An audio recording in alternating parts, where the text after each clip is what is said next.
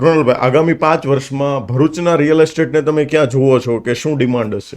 ભરૂચનું real estate market છેલ્લા 5 વર્ષથી હું જોતો આવું છું અને અત્યાર સુધી હું જ્યારથી ત્યાં ગયો ત્યાં સુધી મેં મંદીનો અહેસાસ નથી કર્યો. એનું કારણ એક જ છે કે મંદી હકીકતમાં છે નહીં ભરૂચ અંકલેશ્વરમાં, બટ બિલ્ડર પોતાની જાતે મંદી ઊભી કરે છે કે વીક પ્રોડક્ટ બનાવે છે, સારા એરિયામાં પ્રોજેક્ટ નથી મૂકતા. તો આ બધા એના નેગેટિવ પોઈન્ટ છે. તો હું આવનારા 5 વર્ષમાં એવું કહું છું કે હજી ભરૂચનો અંકલેશ્વરનો ગ્રોથ બહુ બધો છે.